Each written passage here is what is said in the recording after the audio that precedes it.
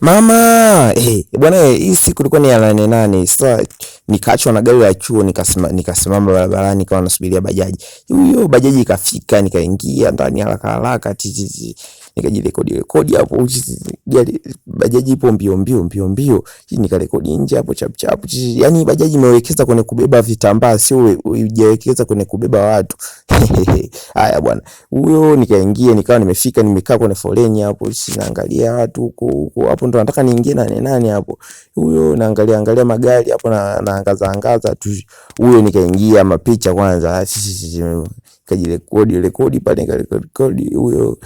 Sasa ni wakati wa kwenda kuona wanyama. Sasa nimefika hapo nikakutana na Roza na Fisi. Fisi wewe nilimkuta nje anasumbua ila alivyoniona mimi sasa mwamba amefika. Akaingia ndani akatulia sasa. Hapo nikakutana na farasi mwenyewe alikuwa anasumbua askari hapo liko nikamtuliza roho tulia mwamba nimeingia. Haya mbwa wao walikuwa wanaleta vurugu akalivyoniona tu akatulia. Yaani sio wananielewa hawa mbwa. Cheki walivyokaa wakanitulia sasa. Nilivyo sasa kutana na Simba nikamwambia Simba usajili wa Yanga usikutishe babangu. Yaani usajili wa Yanga usikutishe.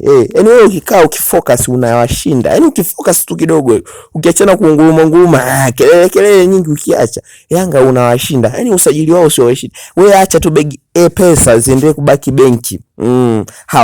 Wakiona Mamba ametulia sio Mamba sio Kobe anatunga sheria. Nilivyomaliza kuongea naye nikaanza kwenda nyumbani nikapanda zangu gari. Huyo nikawa nasepa hapo na nakutana na achana mabango hayo. Nilipofika cheki gari lilivyojaa na bado hapo konda naita unaenda na gari limejaa anawaambia watu nje siti zipo. Okay, usisahau kunifollow.